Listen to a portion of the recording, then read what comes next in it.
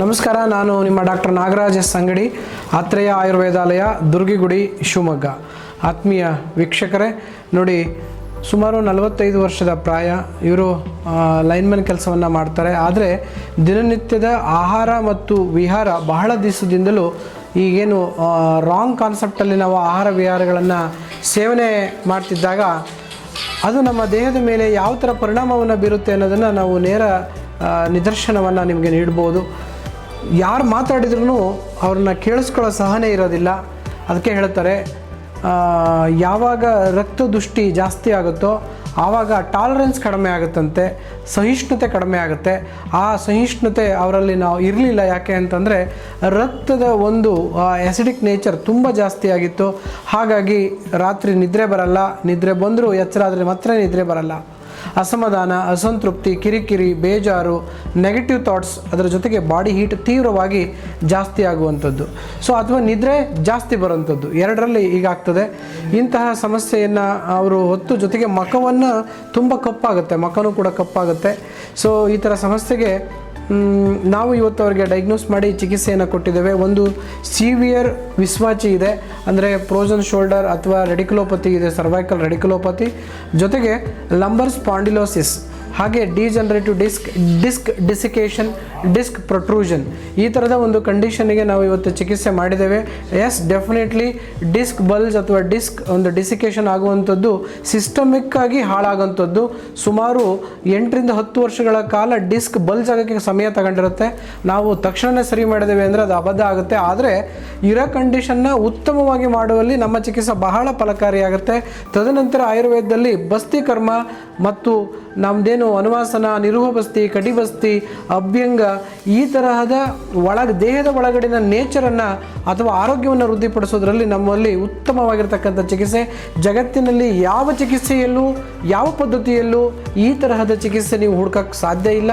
ಅಂತಹ ಚಿಕಿತ್ಸಾ ಪದ್ಧತಿಗಳನ್ನು ನಮ್ಮ ಪೂರ್ವಿಕರು, ಅಂದರೆ ಹಿಂದಿನ ನಮ್ಮ ಋಷಿಮುನಿಗಳು, ವಿಜ್ಞಾನಿಗಳು ದೈವ ದತ್ತವಾಗಿ ಬಂದಿರತಕ್ಕಂಥ ಈ ಚಿಕಿತ್ಸೆ ಮೂಲಕ ಸಂಪೂರ್ಣವಾಗಿರ್ತಕ್ಕಂಥ ಆರೋಗ್ಯವನ್ನು ಸಾವಿರಾರು ರೋಗಿಗಳಿಗೆ ಕೊಟ್ಟಂಥ ಹೆಗ್ಗಳಿಕೆ ನಮ್ಮ ಆತ್ರೇಯ ಆಯುರ್ವೇದಾಲಯಕ್ಕೆ ಸಲ್ಲುತ್ತೆ.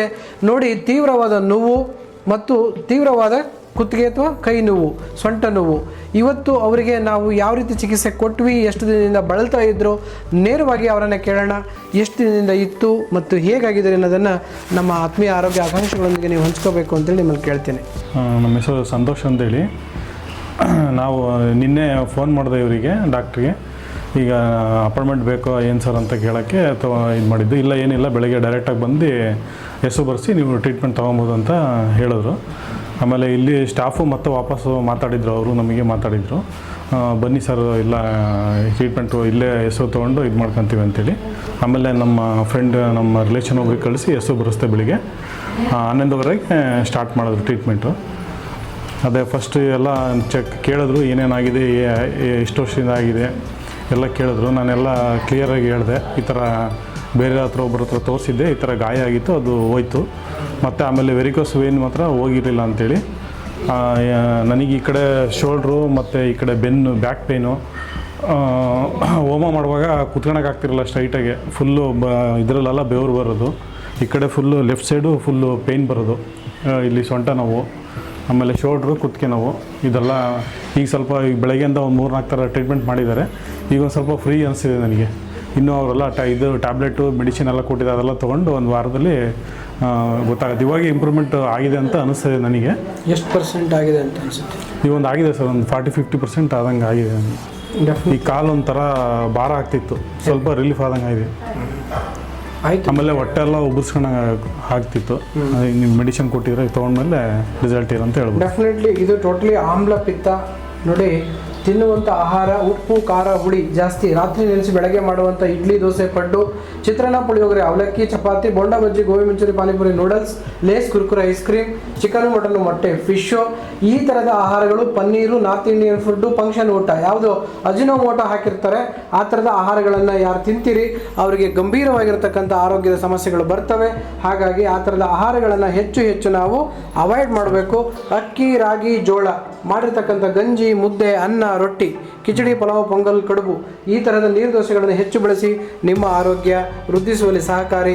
ದಿನನಿತ್ಯ ತುಪ್ಪವಿರಲಿ, ಆಹಾರದಲ್ಲಿ ಹಾಲಿರಲಿ, ತುಪ್ಪವಿರಲಿ, ಬೆಣ್ಣೆ ಇರಲಿ, ಜೊತೆಗೆ ಕೊಬ್ಬರಿ ಎಣ್ಣೆ ಇರಲಿ, ಜೊತೆಗೆ ಶುದ್ಧ ಆಹಾರವನ್ನು ಮನೆಯವರೇ ಮನೆ ಒಡತಿಯೇ ತಯಾರಿಸಿ ಅದನ್ನು ನಿಮಗೆ ತಿನ್ನಿಸಿದರೆ ನಿಮ್ಮ ಆರೋಗ್ಯ ಅವ್ರ ಕೈಯಲ್ಲಿ, ಅವರ ಆರೋಗ್ಯ ನಿಮ್ಮ ಕೈಯಲ್ಲಿ. ಆವಾಗ ಸಹಜೀವನ ಉತ್ತಮವಾಗಿ ನಡೆಯುತ್ತೆ. ಇದು ಆಯುರ್ವೇದದ ಒಂದು ಅಪ್ರೋಚ್. ಮತ್ತೊಂದು ವಿಡಿಯೋದೊಂದಿಗೆ ಸಿಗ್ತೀನಿ. ನಮಸ್ಕಾರ. ನಾನು ಹೇಳ್ಬೋದು ಸರ್. ಹೇಳ್ರಿ ದಯವಿಟ್ಟು.